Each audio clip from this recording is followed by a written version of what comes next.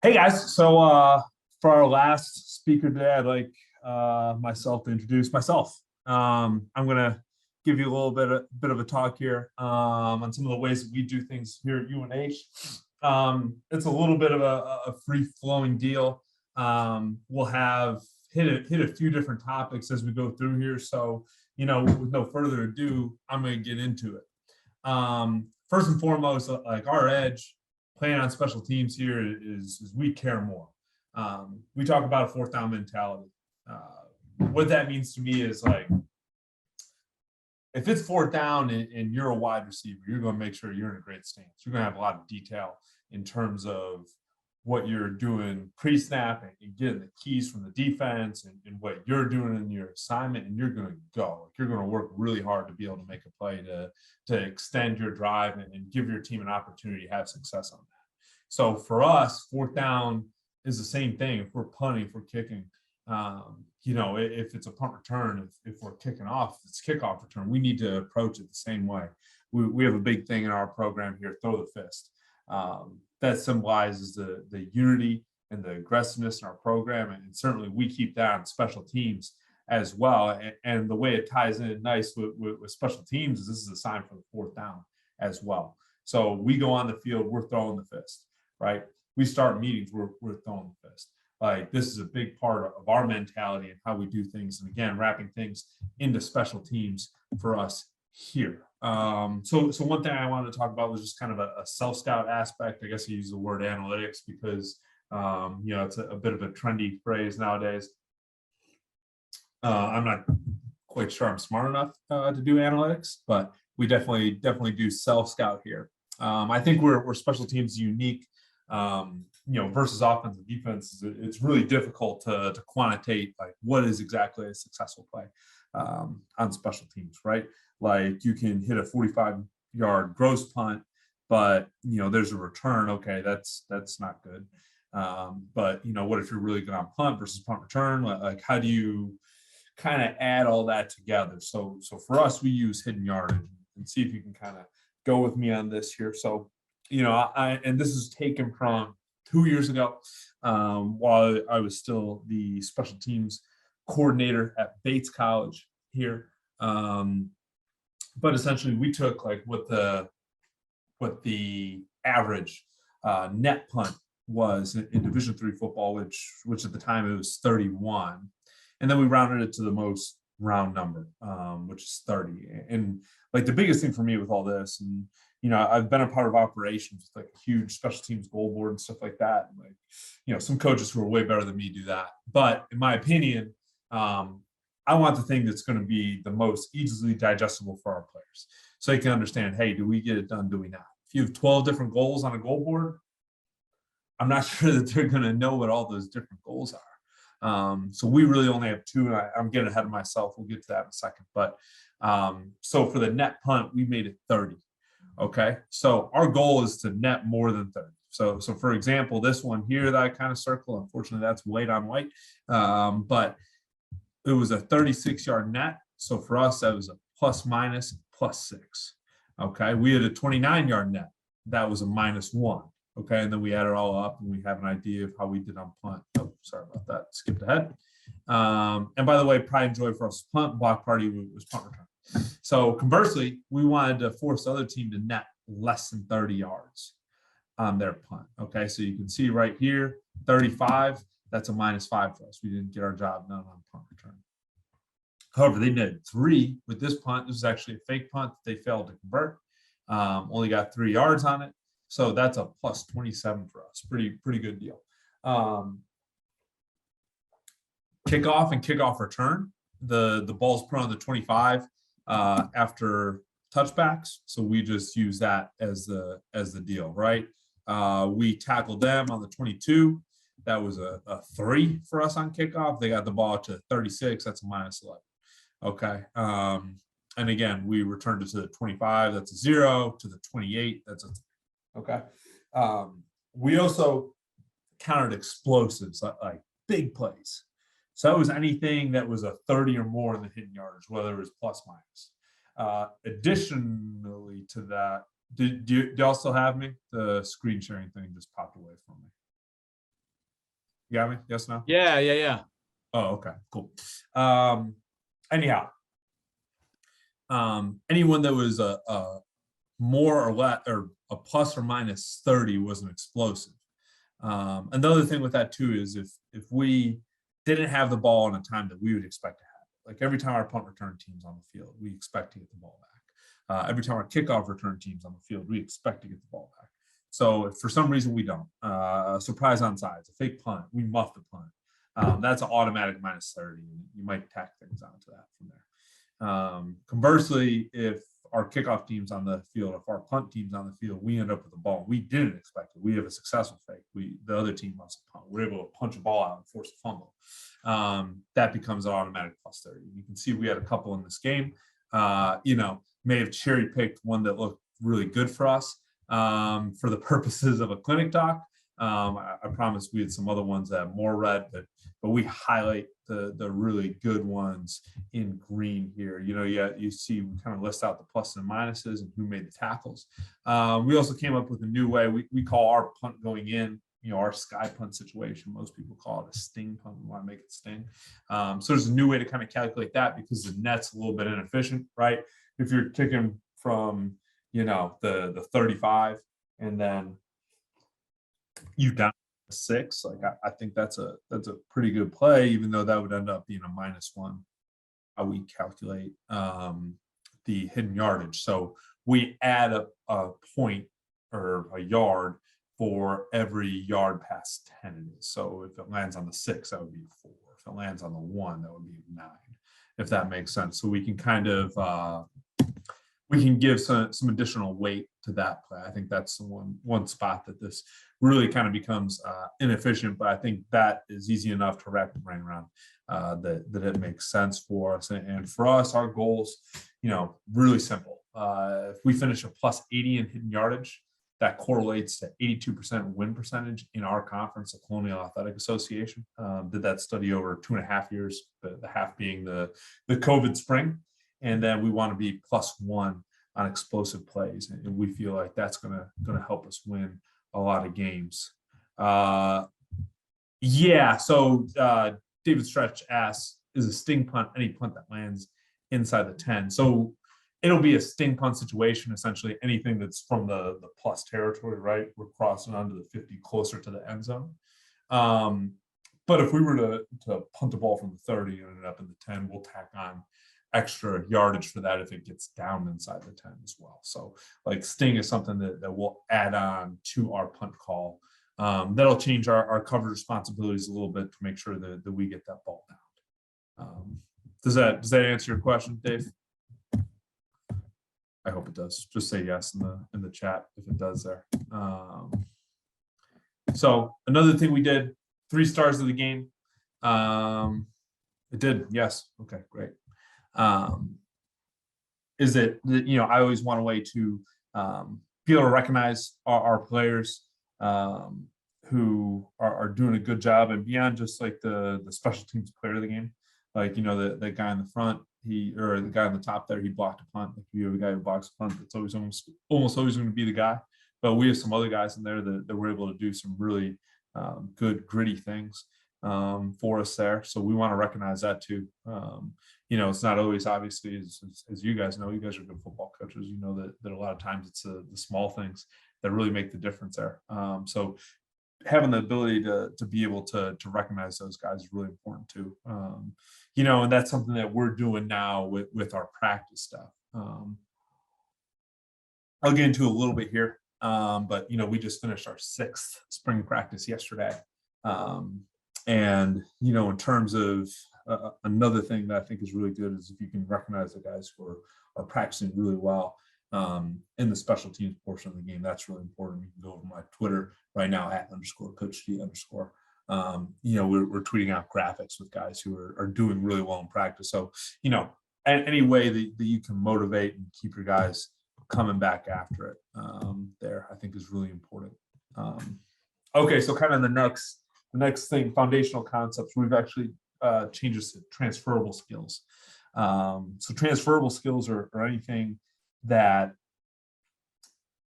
you have to do in essentially any position, quarterback maybe being the exception in football to be able to win. And you have to understand, we have a ton of different drills for these as well. Unfortunately, again, we're doing a ton of those for these for the first time in the spring, so I don't necessarily have the film of it in this presentation right now. But we can talk through kind of the things that we've preached to our team, the things that we're trying to instill with them as we go through this. So number 1 is leverage. Number 2 is blow delivery. 3 is tackling. And 4 is ball security. And ball security, we kind of cheated a little bit. Part of that is ball disruption as well. But you got to be able to secure the ball, and you've got to be able to knock it out of your opponent's hands as well. So when we talk about leverage, we really define 2 different kinds of leverage. Anytime the opponent has the ball, we want to create an attack leverage. So how do you define that? And this is something else, like from my own playing career. Like, I never understood what leverage was. I had no clue. The coach would say, "Oh, you got to leverage football." I say, "Oh, okay." But I never really knew what that meant. I'm not sure that anybody really defined it for me. So I wanted to make sure that with our own guys, we really clearly define, like, hey, this is what leverage is. So attack, we're on defense. We just kick the ball off. We're covering a punt. We want to create a ball, me, man relationship. Okay, put myself between the ball and the guy who's trying to block me. Okay, and if they have the ball, we want to be inside and in front. If you have leverage, keep it. If you don't have leverage, get it. And like, that's a pretty good picture, particularly of our 2 guys on the edge of the same thing here, working to create a ball, me, man. Right, he's cutting this guy off. He's getting back inside.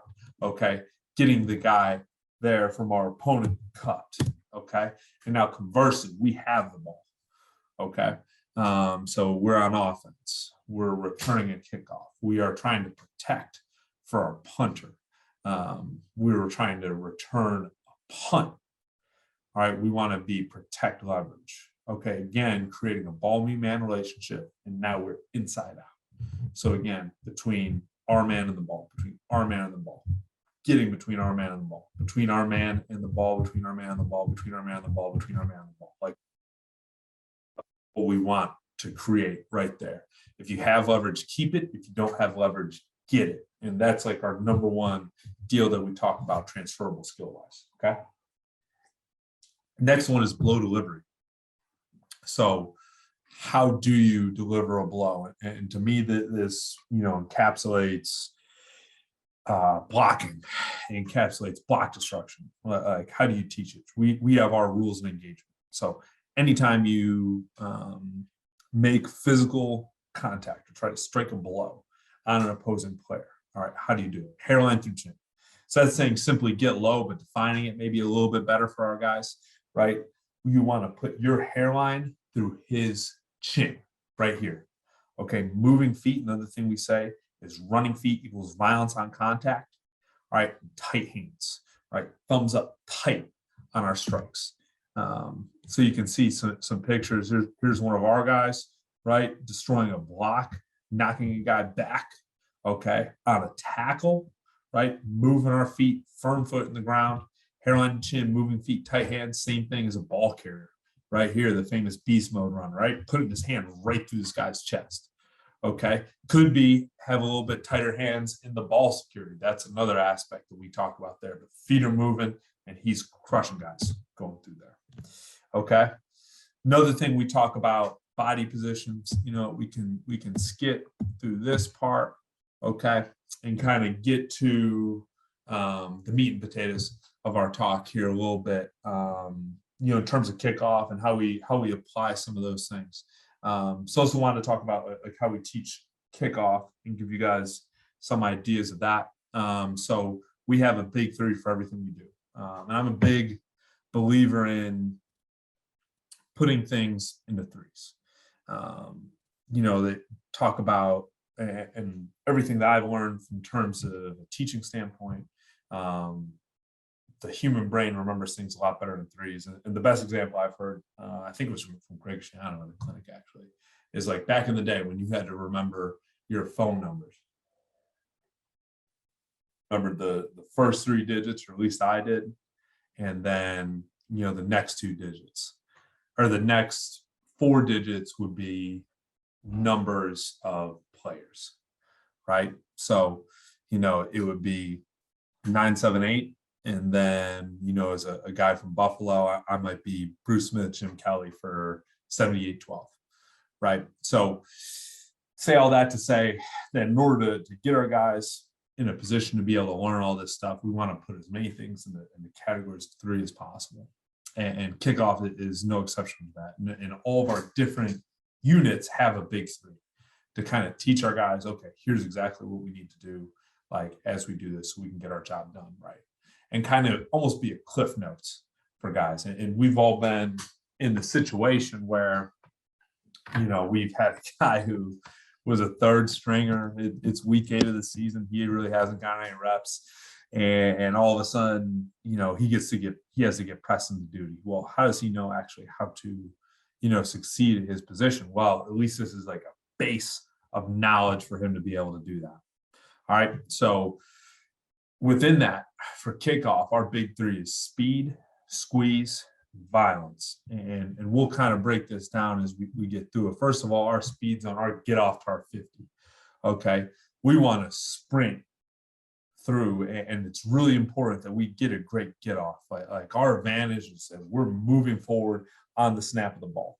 We want to hit that line as the kicker's hitting it. And this isn't a great picture right here. This is something that we need to get a lot better at. And we're going to continue to drill throughout the spring to get there.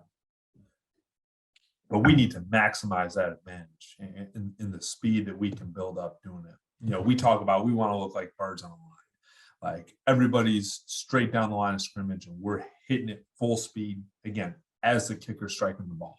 I want the official to warn me and say, coach, you're getting close. Good. We want to be close.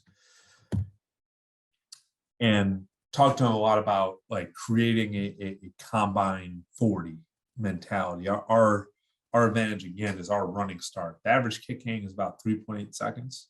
And then that returner is going to take about a second to catch the ball and get to the second step. So we have a big head start right here, and just tell them like, how fast would you run in this scenario? Okay, that's how fast we better be running when we're covering kickoffs. Like go and take that ground. So here and again, a lot of this drill work is from, back in the day. It baits right here, but like this is a great drill to just get the guys seeing the kicker and hitting the line and get your camera as close to the line as you can so you can see if they make it. The cue for those guys to go is seeing the kicker pass their vision. So they should be looking in. As soon as the kicker passes them, like we have a couple guys who are going fast, it should be a full speed sprint. Like I really like this guy right here. Okay. That kicker passes his vision. He's sprinting. Like look at him take off. Some guys might have to go a little bit earlier. Some guys, and again, you can see like some of these other guys who are leaving earlier, they have to be slow and then build up. Don't want to build up. Full speed, full speed, full speed, full speed. Okay. And you might have to gauge it where some guys aren't quite as twitchy and explosive. So they might have to start off a little bit earlier. Maybe some guys are super twitched up and they need to start, half step later. But the line of the kicker going past your vision to start, like that's a really good starting point for them to be able to see. And then they should only be sprinting for 5 yards after the line, but they were all jazzed up and decided to keep running. And then here's one more look at it. Again, really like this guy's the best at it right here. Look how he sprints and then he's hitting the line right as it goes. And again, we need to make that a little bit of a cleaner picture, but that's the idea of a way that you can drill it to get some better results right there. Okay, now squeeze zone. Okay, that's the 50 to 10 yards from the return. Okay, and we got to maintain that speed, but we got to squeeze the ball. One thing that we don't talk about in terms of our kickoff is lanes. Like, I don't believe in that. Just to be very, very blunt and honest. Like this guy who's going to end up catching the ball, that's the issue. We talk about that a lot on defense too. Like ball over blocks. Go get the ball, put it on the ground. That's our object. That's what we got to go do. So how do we win in the squeeze zone. Now, in that squeeze zone, this is when blockers are going to start to confront our guys. So we need to be able to talk about that. First thing that we'll do is crossover. We want to run in his nose and step in his toes. Make him anticipate that contact and stop his feet. Influence him with a head fake and then go by. Put him on your back. Okay. As we go down here, right, we want to make sure that we don't do any type of crazy move that's going to take us all the way outside of kind of this imaginary circle. Keep it as tight as we can as we make that move to work back over and stack them back through and get to the returner. Again, creating that attack leverage. Okay. That was just kind of our diagram in terms of how we do these different drills. And the one thing that might be good for you to see is we make sure we tell them, right? We talked about, we have a violence zone right here. So that's right there. We tell them like where they're using these drills and what we're trying to use them for. These two are violence. These two are speed. That takeoff drill, or sorry, these two are squeeze. That takeoff drill was a speed drill. So that like when we show them that drill diagram, and obviously our coaches are saying as they do it too, like they understand exactly where they're going. You can see, you know, our guys working right here. We want to sprint, run at his nose. There's the crossover, right? And the other thing I tell those guys, like, hey, if you had the ball in your hand, can you make that guy miss? They all say yes. So I say, hey, make him miss without the ball in your hand. Same thing. And then we always try to finish with tackles, right? Like we want to get our best players on this unit. It's hard to have your, you know, if your best players are offensive players and they're on here and they don't understand how to tackle, that becomes an issue. So we need to make sure that we're drilling them on tackling the whole time too. The one thing that I didn't show, or that I won't show throughout the course of this presentation, is that one of those drills on the diagram that I showed is actually a tackling drill. And I would really recommend that, you know, whatever your type of circuit work is to work some kind of tackling. That can't overstate how important that is right there. So the guy we're watching is this one right up here. He's going to show back up on the hash here. But watch, boom, him make the move right here. Leaning one way, catches him, makes him anticipate that contact, right? You can see he's throwing the guy from Pitt, throwing his hands early. We're able to get through, and then this is actually a great clip right here of violence zone, right? He gets back inside, and we'll talk about that a little more later. Be able to really crush that guy back right there. Really good. Really good. Let's see other guys going in, making the play. Right here now, we're watching number 10. Right, gives a little head fake, again, steps on his toes, influences him, and then goes by. And we get a big old bear hug from the Dukes right here. I think it's this one called back. Part of that too now is beating a double. So how do you do that? We tell our guys to kind of judge the space in between the double. If we have space, attack one guy and then split it and maintain your speed. Like that's the biggest thing here. Run, speed, speed, speed, speed, speed, speed, speed. If you don't have space, fake into the two guys, into the split, get them to come even tighter, influence into the middle of the double, and then get vertical, tight to the blocker. And like some guys get really technical about like, you want to avoid, you know, to this side, or that side, based on where the return is or based on what their leverage is in your scheme. And I just say, like, that's a lot to think of on the run, bro. Like, just run as fast as you can, beat it. Try not to get super wide in either direction, but just beat it to whatever side makes sense to you and keep it as tight as possible as you do it. So this is our drill for that right here. Okay, you can see we're keeping the width, so just keep running. Like I don't like how much 11 is chopping his feet right here. It's not hateful, but we could definitely be better. He gives a move, right? 24 is better to me. He keeps his speed going, and again, let's finish with a tackle. And now they come together, right? Cross over to the middle, get back and try to get back on the line as quickly as possible right there. All right, so we're watching number 10 right here again.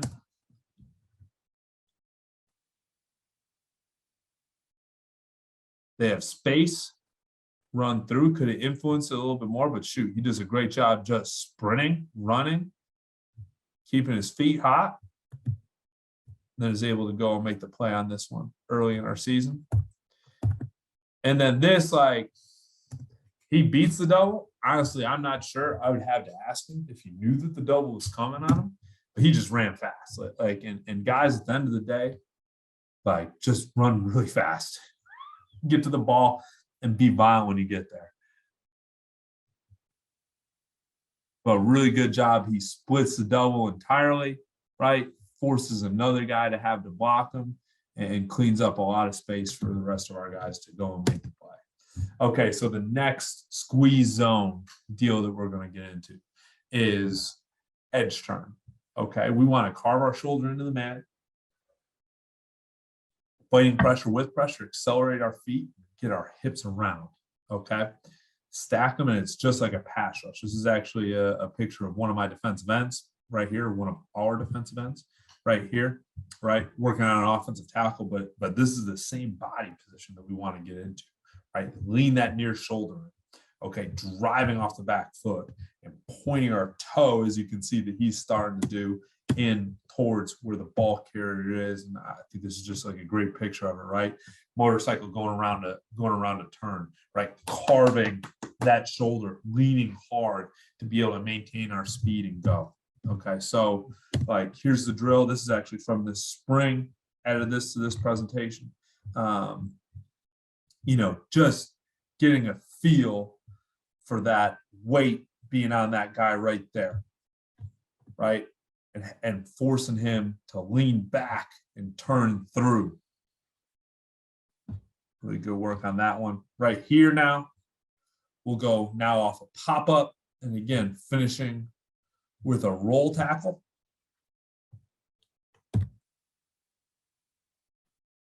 Again, you can see how much he's really carving the shoulder, turning his toes. You can see why I coach. I don't play. That's a terrible job running right there. And then right here, as we continue to progress it, you know, we'll put a guy on the pop-up, have him punch as you're going through, and now you're really working on leaning back through, pointing those toes and going. The other thing that we talk about is as you are bending there, we want to aim for the off returner. That'll put us at a good angle to be able to get to the actual returner himself as we're going around working to make that play. We're going back into the archives again, a little bit of Bates footage just got to be showing up here right now. Okay, you can see him with the guy right there on his shoulder. Watch how hard he leans and goes and then takes a shot. But he beats the guy because he's leaning right there. Now, one thing that we talk about, right? I'll coach you to make the tackle. That's not a great play. I disagree with that wholeheartedly. To me, there's such a thing as a productive miss, in particular on special teams. Like, we want guys to take violent shots with reckless abandon, as long as they are on their leverage and they can make the returner stop his feet and change direction. We are happy campers, and he does a great job of that here. Like, he throws his body in there, okay? Does he put the ball on the ground? No, but does he make it a lot easier for the rest of our guys? Hell yes. Like, that's a great play to me. Really like that there. You can see it kind of, it's coming off the right side of your screen, right where 88 is, right here.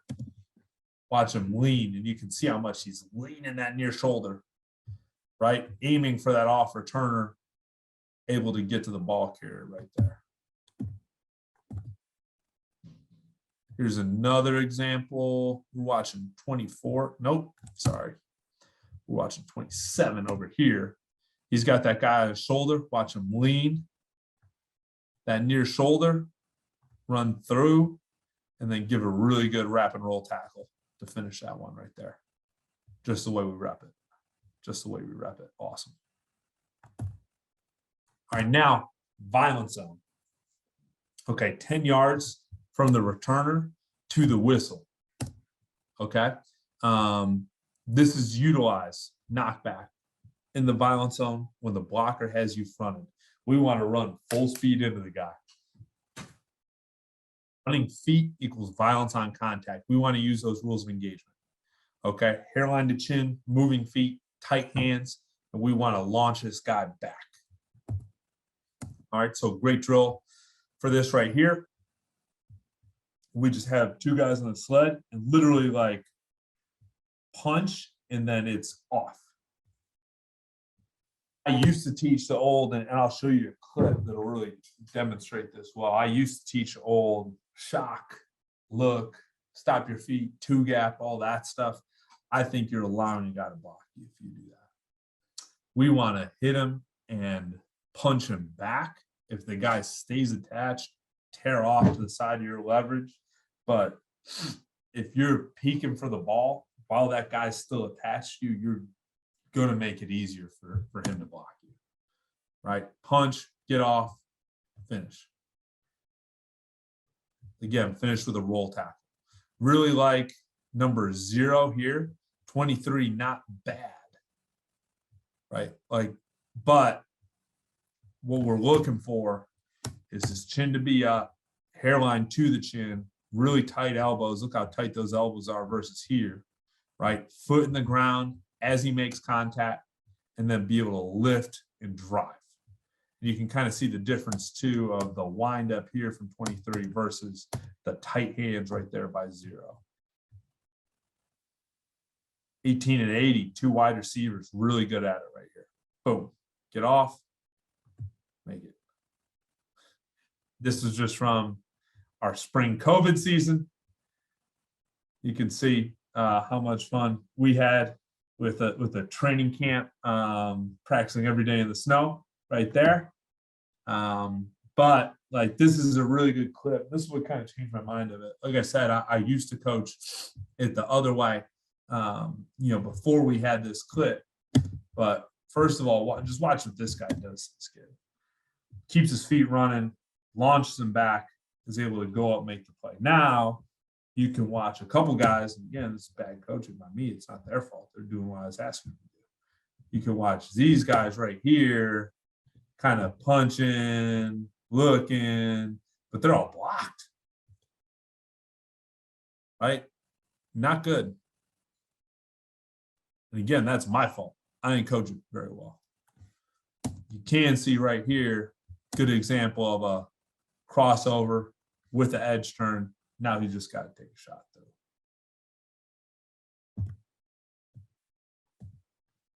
We'll skip that one. So this is a really good drill. We'll be doing this in about a week here at our place. And we'll start actually with that takeoff drill. This drill requires a little bit of a setup. So I like doing that takeoff drill first because that's super easy. You just line those guys up and roll, right? And this will allow the rest of the guys in your staff to kind of, work that setup and make sure you guys are good to go. But the whole idea with this drill is give the guys a simulation of what it's like to actually run down on a kickoff. Now, myself, like a lot of other people, am very conscious of making sure we don't run our guys too much. At the same time, though, I think they need to get this feel. So like this, they won't get more than 2 reps in a period here, but we'll get a lot of work in within that rep. So they are sprinting across to the opposite hash.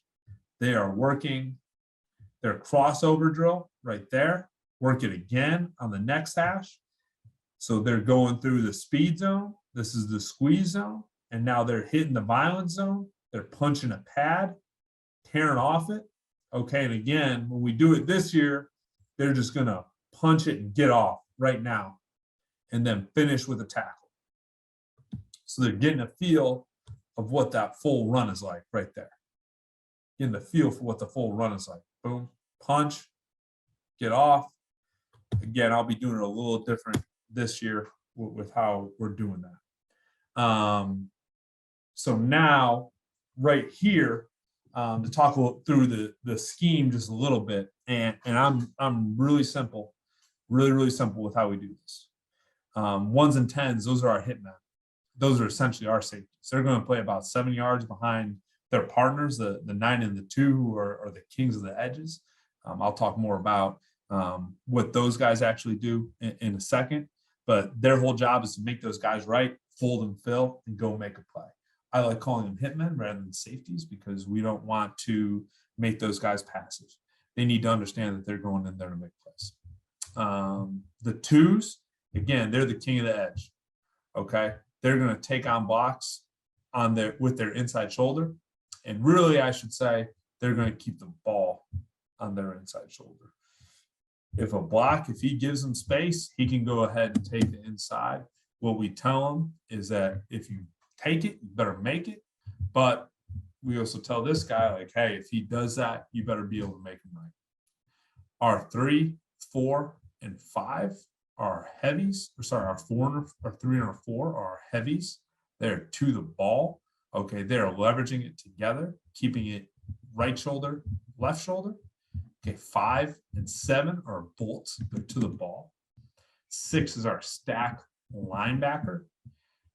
I don't tell him this, but he's going to be a little bit of a slower guy.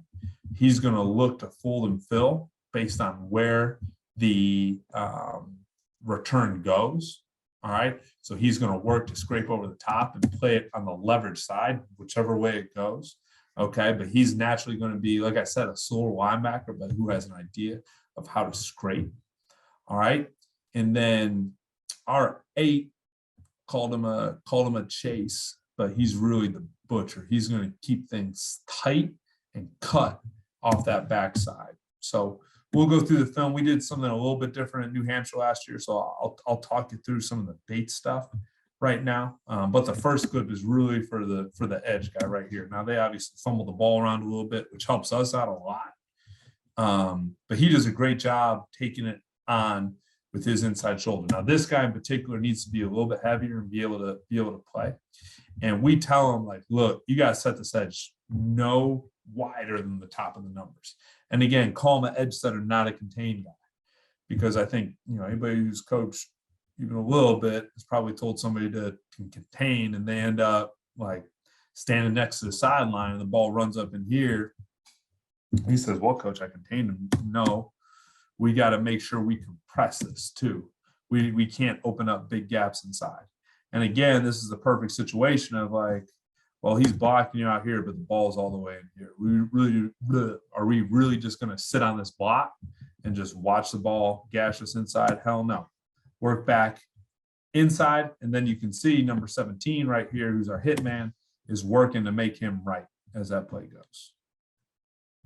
Okay, you can see too, our heavy right here, the 4, is doing a really good job just running. Running feet equals violence on contact. Run through somebody's face, right? 53, maybe I chose some bad personnel to do it here, right? He's just kind of hopping into it, slowing down. Whereas 45, our 4, is running full speed through blocks, creating pileups. Really like that. All right, right here now, we're watching our 9 and our 10, who again are still king of the edge and hitmen. So really like the job that he did right here. Ball's going away, or ball's coming back, kick's going away. So he starts working to trim that backside. He recognizes the play's going to him. Okay, get up, keep the ball on our inside shoulder. Really good. Hitman falls back in, takes a violent shot. Again, doesn't make the play. And there's a lot of things like technique-wise, we could say it could be better. He can squeeze more to it, keep that inside foot up, strike through the near thigh board, all that good stuff. But what he does do is he throws it violently on his leverage, and that holds the ball up enough for everybody else to be able to get out there. And we end up putting the ball down the 22-yard line. I will take that every single day of the week. Right here, we're watching this for the hitman. Incredible story right here. We ended up losing a kicker that we had committed. had to get a guy off the soccer team. He had not kicked prior to this, forgot his tee on the sideline here. Had to go in and get it out. Never thought I would have to teach a college kicker how to do that. But shoot, there we go. We ended up in the situation. Right here, all right, we're watching our hitman on this side. Okay. And again, he's able to fall in, make everybody right, ends up making the play, keeps the ball on his near shoulder. Really good job by him on that one.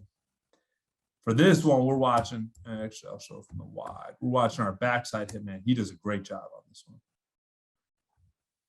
So we can see we're compressing the football. And again, like, I really want to empower this guy to be able to go and make plays. We don't want to be passive on this, not one bit. Okay. He is the all 21 player. He wants to make sure he can keep all other 21 guys in his vision. So if there's a throwback, if there's a reverse, any other type of chicanery or trickery, he's ready to get on it. However, in this one, there is not. You can see, all the guys in blue are on the other side of the hash. So he can continue to squeeze and be aggressive. And makes a really good play, right? Puts the ball down to 21. And I think you'll see from the tight, if he was still like hanging out by the hash around the 30 or whatever else, like, this is bad news. If he's not here, like, this ball, if he's out here somewhere, this ball's up on the kicker, right? He does a really good job squeezing to it, able to put the ball on the ground.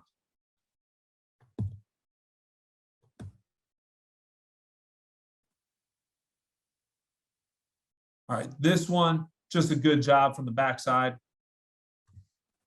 Being able to squeeze, get into the play. Again, run, take a shot. Squeeze, edge turn on a angle to be able to tackle the off returner. And again, even if you miss it, our guys are going to be there to go ahead and make the play. Really good work. Love the finish. These guys on the bottom are crying about it. Boo-hoo.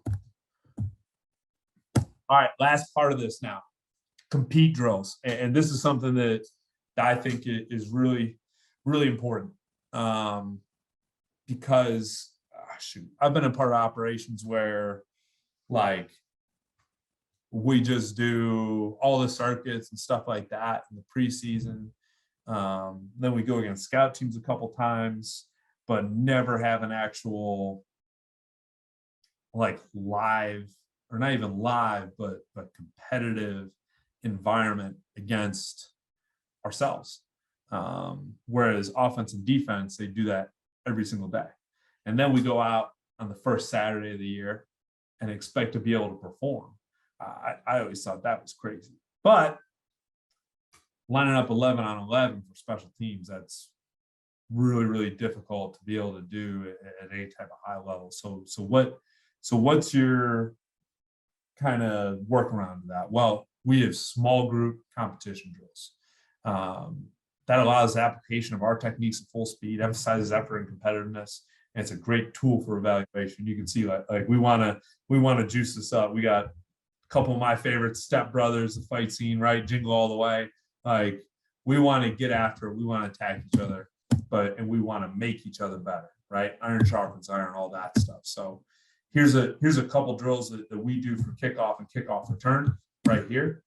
We actually did this just yesterday at our place here. But what you see is we have two kickouts, or you can obviously, fit this to whatever scheme you've got. And we actually call this the hard hat drill right here. Again, working in with our program culture, we talk all the time about hard hats and lunch pails. That's how we end the stretch before games. So this is our hard hat drill. Right here, this is a win for the kickoff team. You can see we get knocked back. We want to just tag off. They got a little bit overzealous right here on this one. But you can see big win for the kickoff team. And now this is for kickoff. This is a win for kickoff return. If he breaks that level of the safety, now kickoff return wins. This is our one-on-one. We call this Mortal Kombat. 2 men enter, 1 man leaves. And you can see this is like a really good competitive rep between 2 guys. Now, when we did it yesterday, actually, we got rid of these cones. Originally, the KOR guy was supposed to drop in between them, right? The kickoff guy had to stay in there, but it always ended up not working out exactly like that. And to me, especially when you have a competitive drill, like I want these guys to be able to go at it like a game. They ain't cones on the field. So go ahead and drop wherever you want to drop and then block the guy. And this is a really good, again, competitive rep. You can see he works a crossover and then to an edge turn right there to win on kickoff. Really, really good rep right there by that guy.